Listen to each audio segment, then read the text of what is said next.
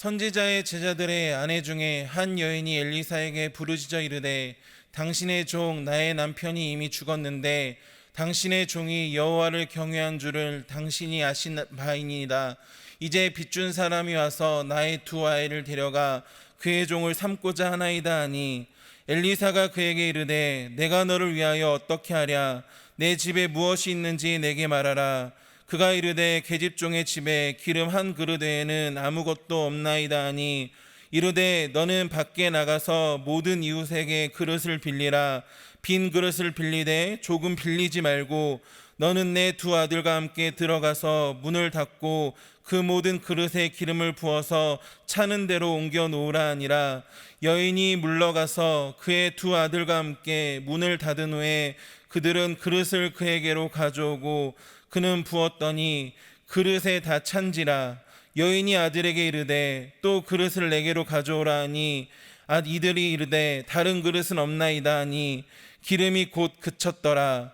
그 여인이 하나님의 사람에게 나아가서 말하니 그가 이르되 너는 가서 기름을 팔아 빚을 갚고 남은 것으로 너와 내 두 아들이 생활하라 하였더라. 우리가 인생을 살다 보면은 갑작스러운 고난을 당할 때가 있습니다. 오늘 본문을 보면은 한 여인이 선지자 엘리사를 찾아왔습니다. 남편이 엘리사가 운영하는 선지학교의 생도였는데 갑자기 남편이 죽어서 과부가 된 겁니다. 게다가 남편이 산더미 같은 빚을 남기고 죽었는데 이 빚쟁이들이 찾아와서 당장 빚을 갚으라고 독촉을 합니다. 그렇지 않으면은 두 아들을 종으로 데려가겠다고 합니다. 하루아침에 남편을 잃은 것도 하늘이 무너질 일인데 빚 때문에 자식까지 종으로 팔려가게 되었으니 눈앞이 캄캄했을 것입니다. 옛날보다 형편이 많이 나아졌지만은 오늘날에도 여전히 먹고 사는 문제로 고통당하는 사람들이 주변에 많이 있습니다. 가족 중에 누가 아프기라도 하면은 순식간에 병원비 때문에 가정 경제가 파탄나기도 하고 생활고 때문에 비가 나거나 빚을 갚지 못해서 극단적인 선택을 하는 사람도 있습니다. 산다는 것이 참 쉽지만은 않습니다. 그런데 문제는 하나님을 믿는 사람들도 살면서 여러 가지 어려움을 당한다는 것입니다.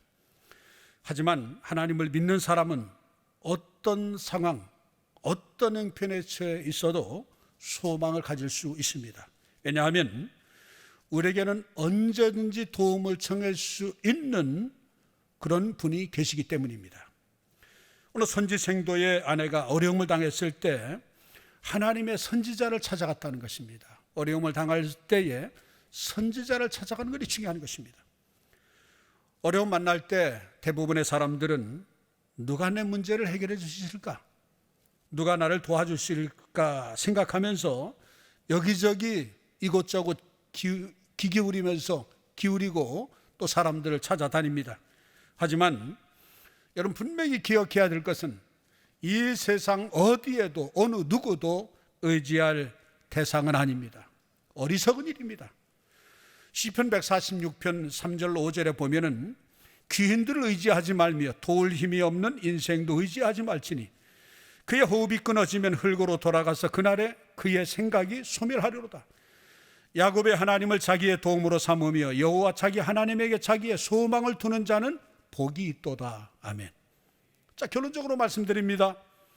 사람은 인생의 문제를 근본적으로 해결해 줄 수 없습니다. 그러므로는 이런 도울 힘이 없는 인생을 믿지 말고 의지하지도 말고 우리의 도움이 되시는 하나님께 구하고 하나님께 소망을 두어야 합니다. 어려움을 당했을 때 전적으로 하나님께 기도해야 되는 것은 다 이유가 있습니다. 그것은 하나님께서 우리의 필요를 다 알고 계시기 때문입니다. 예수님께서는 오늘 우리에게 이렇게 말씀하십니다. 마태복음 6장 31절로 32절에 보면은 그러므로 염려하여 이르기를 무엇을 먹을까 무엇을 마실까 무엇을 입을까 하지 말라. 이는 다 이방인들이 구하는 것이라. 너희 하늘 아버지께서 이 모든 것이 너희에게 있어야 할 줄을 아시느니라. 그렇습니다. 하나님 우리의 필요를 다 아십니다. 그리고 우리의 연약함도 아십니다. 히브리 4장 15절로 16절에 보면은 우리에게 있는 대제사장은 우리의 연약함을 동정하지 못하실 리가 하니요 모든 일에 우리와 똑같이 시험을 받으시니로되 죄는 없으시니라. 그러므로 우리는 긍휼하심을 받고 때를 따라 돕는 은혜를 얻기 위하여 은혜의 보좌 앞에 담대히 나아갈 것이니라. 예수님은 완전한 사람으로 오셨기 때문에 우리의 배고픔과 우리의 피곤함과 우리의 연약함을 다 아십니다. 그럼 우리는 언제든지 하나님 앞에 나아가 때를 따라 돕는 은혜를 구할 수 있습니다. 때를 따라 주님 앞에 나아가야 합니다. 때를 따라 얼마든지 구할 수가 있습니다. 여러분, 우리가 하나님께 나아가 우리의 형편과 저주를 아뢰고 하나님의 도우심을 구할 수 있다는 것은 이것은 은혜 중에 은혜요 말로 다 할 수 없는 그런 은혜입니다. 여러분, 우리가 어려움을 당할 때 우리가 도울 수 있는 분을 정말 진정 우리의 도움이 되시는 분이 나의 아버지가 되셔서 아버지 하나님 앞에 나아갈 수 있는 특권을 얻었다는 것은 최고의 복입니다. 기도하면 하나님께서 우리의 마음을 먼저 변화시켜 주십니다. 그리고 우리의 마음을 따라서 환경도 변화시켜 주십니다.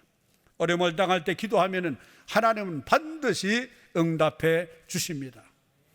사람들이 이렇게 어려움을 당하면, 쉽게 말하면 막다른 골목에 다다를 때 사람들은 흔히 말합니다. 사면초가다, 길이 막혔다, 이런 말을 흔히 하죠.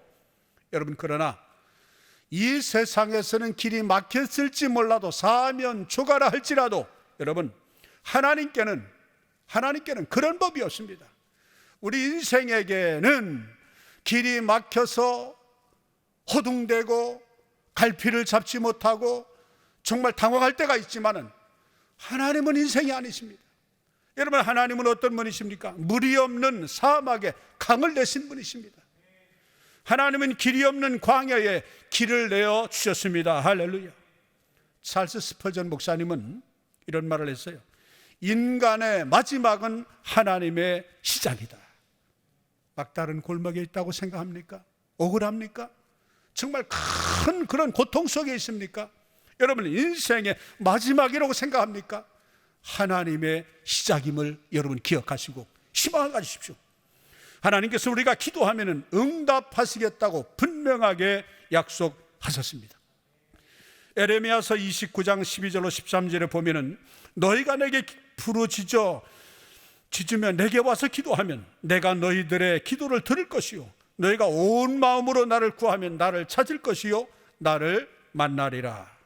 어떤 사람은 하나님을 경외했던 성지 생도의 가정이었는데, 하나님을 섬기는 그런 가정이었는데, 다른 가정도 아니고 하나님을 섬기는 그런 선지 생도의 가정이었는데 어떻게 이런 일이 있을 수가 있는가, 이렇게 물을 수도 있습니다. 하지만 우리가 알아야 될 것이 있습니다. 여러분, 고난, 고통에도 분명한 하나님의 뜻이 있다는 것입니다. 그리고 하나님을 믿는 사람에게는 고난조차 유익이 된다는 것입니다. 여러분, 어려움을 당해도 결코 낙심하지 마십시오. 절망하지 마시기 바랍니다. 여러분, 하나님께서는 선을 이루실 것을 여러분 믿으십시오. 하나님을 사랑하는 자, 곧 뜻대로 부르심을 입은 자들에게는 모든 것이 합력하여 선을 이룬다고 로마서 8장 28절에 분명히 약속해 주고 있는 것입니다. 그러면 하나님께로 크고 놀라운 기적을 우리에게 베풀어 주실 것입니다. 하나님의 기도응답을 받기 위해서 반드시 필요한 것이 있습니다. 그것은 믿음의 순종입니다.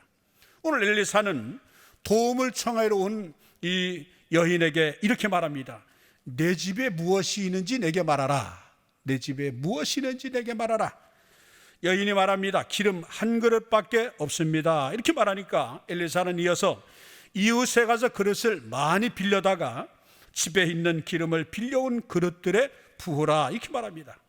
여러분, 인간적인 생각으로는 도저히 납득하기가 힘듭니다. 정말 이해하기가 힘들지만은 이 여인은 엘리사의 말에 인간적으로 납득이 되지 아니하고 이해가 되지 아니한다고 해서 불순종한 것이 아니라 납득이 안 되지만 엘리사의 말에 그대로 순종했습니다. 여러분, 순종하니까 기적이 일어났던 것입니다. 빌려온 그릇이 다 찰 때까지 기름이 끊이지 않는 기적이 일어나는 것입니다. 믿음의 입을 크게 벌려야 큰 기적을 체험할 수 있습니다.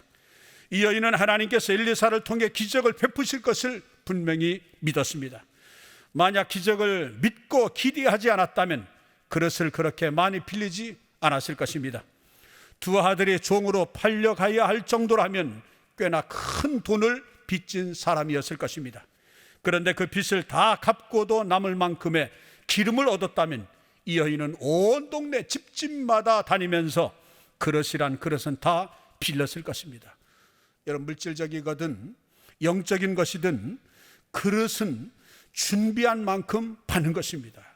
그럼 우리는 믿음의 입을 넓게 열어야 합니다. 시편 81편 10절의 말씀에 보면은 나는 너희를 애굽 땅에서 인도하여 낸 여호와 내 하나님이니 내 입을 크게 열라 내가 채우리라. 내 입을 크게 넓게 열라 내가 채우리라. 하나님께서는 우리에게 기적을 베푸실 때 우리에게 무엇이 있는가를 물으십니다. 엘리사는 여인에게 내 집에 무엇이 있는지 내게 말하라. 내 집에 무엇이 있는지 내게 말하라 이렇게 말합니다. 그리고 여인이 가지고 있던 기름을 사용하여 기적을 행했던 것입니다. 여러분, 그렇다면 오늘 저와 여러분에게 있는 것은 무엇입니까? 저와 여러분들에게 만약에 내 집에 있는 것이 무엇이냐라고 내가 가진 것이 무엇이냐고 묻는다면 여러분들 가진 것은 무엇이라고 말할 수 있겠습니까? 우리에게 예수님의 이름이 있는 것을 알아야 합니다. 예수 그리스도의 이름, 그 존귀하신 예수의 이름입니다. 하나님께서는 우리 안에 있는 예수님의 이름을 가지고 오늘 또 기적을 베푸시기를 원하시는 것입니다. 여러분, 우리가 믿음을 가지고 예수님의 이름으로 명령하면 오늘날에도 얼마든지 기적을 일으킬 수 있습니다. 여러분, 예수님의 이름에는 놀라운 이름입니다. 예수님의 이름은 놀라운 이름이라고 빌립보서 2장에 말씀했습니다. 하나님께서 예수 그리스도의 그 이름에 놀라운 이름이라고 이렇게 말씀했습니다. 여러분, 그 놀라운 이름이라는 겁니까? 예수님의 이름에는 능력이 있습니다. 예수님의 이름의 자체가 뭡니까? 마태복음 1장 21절에 말씀하니까 아들을 낳으리니 이름을 예수라 하라. 이는 그가 자기 백성을 저희 죄에서 구원할 자이십니다. 예수님의 이름은 구원의 능력이 있습니다. 그리고 여러 가지 그 모든 문제를 해결할 수 있는 능력의 이름이 예수님의 이름입니다. 우리는 예수님의 이름으로 구원받았습니다. 여러분, 우리가 구원받은 것이 우리 행운입니까? 아니에요. 우리가 구원받을 수 있는 유일한 근거는 바로 예수님의 이름입니다. 로마서 10장 13절의 말씀에 보면 누구든지 주의 이름을 부르는 자는 구원을 받으리라. 사도행전 2장 38절에도 보면 베드로가 이르되 너희가 회개하여 각각 예수 그리스도의 이름으로 세례를 받고 죄사함을 받으라. 그리하면 성령의 선물을 받으리니. 할렐루야. 또 우리는 예수님의 이름으로 병 고침 받을 수가 있습니다. 애니아라는 사람이 있었습니다. 중풍병으로 8년 동안 꼼짝 달싹하지 않으려고 침도에 누워 있었습니다. 베드로가 애니아에게 말합니다. 애니아야, 예수 그리스도께서 너를 낫게 하시니 일어나 내 자리를 정돈하라. 이렇게 말하니까 그 사람이 즉시 자리에서 일어났습니다. 여러분, 예수 이름으로 귀신이 쫓겨났습니다. 예수 이름은 이런 권세가 있는 것입니다. 사도행전 3장에 보면은 나면서부터 안진병이 있는 사람이 있었어요. 한 번도 걸어본 적이 없었어요. 누구의 도움을 받지 못하면은 한 발자국도 옮겨질 수가 없는 사람입니다. 사람들의 글을 들어다가 성전 미문이라는 곳에 왔어요. 그리고 그는 구걸을 합니다. 무엇을 얻을까요? 마침 기도하러 성전에 올라가던 베드로와 요한이 눈을 마주칩니다. 무엇을 얻을까 하여 주목할 때 내가 너에게 줄 것은 없다. 은과 금은 너에게 줄 것이 없지만 내게 있는 것으로 너에게 준다. 나사렛 예수로 일어나 걸으라고 손목을 잡아 일으키니 일어났습니다. 걷기도 하며 뛰기도 합니다. 많은 사람들이 베드로와 요한 앞에 굴복을 하며 절을 하면서 정말 신이 강림하신 것처럼 베드로를 추앙합니다. 베드로는 말합니다. 야, 이 정신없는 사람들아, 내 개인의 경건과 능력으로 이 사람을 낫게 한 것처럼 왜 우리를 추복하느냐. 그러면서 말합니다. 사도행전 3장 16절에 이렇게 말합니다. 그 이름을 믿음으로, 그 위대한 이름, 예수의 이름, 그 이름을 믿음으로, 그 이름이, 예수님의 이름이 너희가 보고하는 이 사람을 성하게 하셨나니 예수로 말미암아 믿음이 너희 모든 사람 앞에서 이같이 완전히 낫게 하였느니라. 할렐루야. 예수님의 이름에는 이런 능력이 있습니다. 여러분, 사도행전 16장에도 보면은 점치는 귀신 들린 자 중 하나가 바울과 실라를 따라다니면서 여러 날을 괴롭게 했습니다. 그러자 바울이 예수 그리스도의 이름으로 내게 명하노니 그에게서 나오라 하니까 귀신이 즉시 떠나갔다고 사도행전 16장 18절에 말씀해 주고 있습니다. 하나님께서는 이처럼 놀라운 능력의 이름을 우리에게 주셨습니다. 그럼 우리는 예수님의 이름으로 구원받고, 예수님의 이름으로 병고침받고, 예수님의 이름으로 귀신을 쫓아낼 수도 있고, 모든 능력의 원천이 바로 예수 존귀하신 그 이름입니다. 여러분, 우리가 그 이름으로 기도하면은 하나님께서 삶의 모든 문제를 채워주십니다.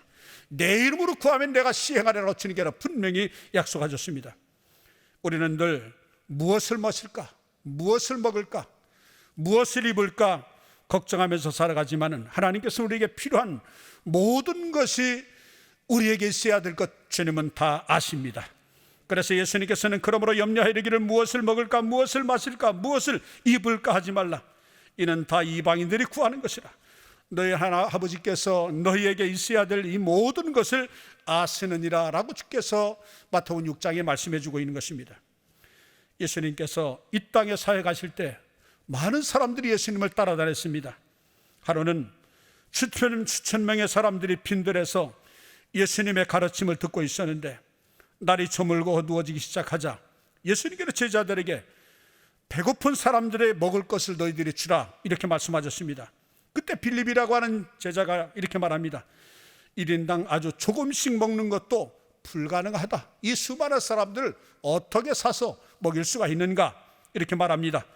그러나 예수님은 안드레가 가져온 어린 아이의 떡 5개와 물고기 2마리로 5,000명을 먹고도 12광주리가 남는 그런 기적을 주님은 행하셨던 것입니다.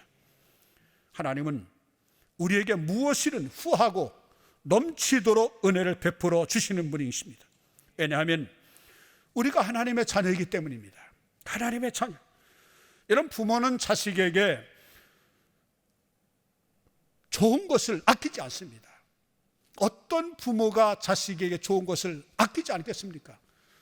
그래서 주님은 그 부모가 자식에게 좋은 것을 아끼지 않는 것을 이렇게 표현했습니다. 부모가 악할지라도 자식에게 좋은 것을 줄 줄 알거든. 하물며 부모도 자식에게 좋은 걸 아끼지 않은데 하물며 하나님께서, 너희 하늘 아버지께서 좋은 것을 너에게 주지 않겠냐. 제가 성경을 읽으면서 정말 큰 은혜가 되는 그런 말씀. 하나님은 좋으신 하나님이고 좋으신 하나님이기 때문에 하나님의 자녀에게 날마다 좋은 것을 늘 주시고 풍성하게 주시고 항상 주시고 확실하게 주신다는 근거의 말씀이 하나 있습니다. 그 말씀은 로마서 8장 32절 말씀입니다. 여러분, 이 말씀은 다 외우시기 바랍니다. 자기 아들을 아끼지 아니하시고 우리 모든 사람을 위하여 내어주시니까 어찌 그 아들과 함께 모든 것을 우리에게 주시지 아니하겠느냐. 할렐루야. 차고 넘치도록 주시기를 원하시는 것입니다. 그럼 우리는 후히 베푸시는 하나님 앞에 믿음으로 구해야 됩니다. 야고보서 1장 6절에 말씀 보니까 오직 믿음으로 구하고 조금도 의심하지 말라. 의심하는 자는 마치 바람에 밀려 요동하는 바닷물결 같으니 이런 사람은 무엇이니 주께 얻기를 생각하지 말라. 할렐루야. 믿음으로 구하십시오. 의심하지 마십시오. 하나님 반드시 주십니다. 비록 적은 양의 기름이라도 하나님께서 그 후에 역사하시면 그릇마다 차고 넘치는 기적이 일어납니다. 또 떡 5개, 물고기 2마리도 주님이 역사하시면 수천 명을 먹고도 남을 만큼 풍성한 기적이 일어났던 것입니다. 오늘날 너도나도 부족한 것이 많다고 하소연을 합니다. 며칠 전 국가의 발표를 보니까 우리나라 국민 1인당의 빚이 약 2천만 원이라고 하는 보고를 제가 보았습니다. 아무리 수고하고 애써도 빚진 인생을 살아가고 있는 겁니다. 그렇다면 돈이 많으면 괜찮을까요? 그렇지 않습니다. 돈이 많아도 여전히 부족한 인생인 것입니다. 먹고 사는 문제가 해결되었다고 해서 그 인생이 채워지는 것은 결코 아닙니다. 사람은 예수님을 만나지 못하면 아무리 수고하고 아무리 노력하고 또 아무리 애써도 밑빠진 독에 물붓기처럼 채워지지 않는 인생이 바로 연약한 우리의 인생입니다. 그러나 누구든지 예수님을 믿고 구주로 모시면 텅 빈 마음이 예수님으로 채워집니다. 그 인생, 예수님이 주시는 은혜와 복으로 가득 채워져서 그 은혜로 능력 있는 삶을 얼마든지 살아갈 수가 있는 것입니다. 인생에 당하는 모든 문제의 답은 예수님의 십자가에 있습니다. 성도 여러분, 올 한 해 어떤 어려움을 만난다 할지라도 어떤 복병이 있을 수도 있습니다. 그러나 어떤 어려움이 있다 할지라도 결코 낙심하지 마십시오. 실망하지 마십시오. 좋은 하나님을 믿고 기도하십시오. 하나님께서 여러분들을 붙드십니다. 능력과 권능으로 놀랍게 여러분들 필요를 반드시 채워주실 것입니다. 우리를 채워주시는 주님을 믿고 기대하는 감사가 넘치는 온 성도들, 오늘 실시간 온라인 영상 예배에 참여하는 여러분 모두 되기를 우리 주님 예수님 이름으로 축원합니다. 기도하겠습니다. 사랑과 은혜가 충만하시고 자비로우시며 복의 근원 되시는 하나님 아버지, 우리는 날마다 모든 것이 부족함을 느끼며 살아갑니다. 아무도 이러한 부족함과 갈증을 채워줄 수 없음을 주님 앞에 두 손 들고 나와 고백합니다. 이제 온전히 갈보리 십자가 앞에 나와 엎드려 기도합니다. 예수 그리스도의 그 무한하신 사랑과 은혜로 우리의 모든 것을 주님 채워 주시옵소서. 우리의 믿음이 연약하오니 날마다 지켜주시고 보혜사 성령님의 능력으로 우리의 마음에 소망과 은혜를 채워 주시옵소서. 이 시간 준비한 예물을 각자의 자리에서 주님 앞에 올려드립니다. 아버지께서 이 자녀들의 상황과 형편을 주님 다 아십니다. 깊이 저들의 형편을 살펴주시고 가정과 직장과 사업에 하나님의 부으심과 채우심을 경험하게 하여 주시옵소서. 주님으로 인하여 내게 능력 주는 주님으로 승리하는 형통하는 충만한 풍성한 은혜를 누리며 살아가는 주의 자녀 다 되게 하옵소서. 예수님의 이름으로 축복하며 기도합니다.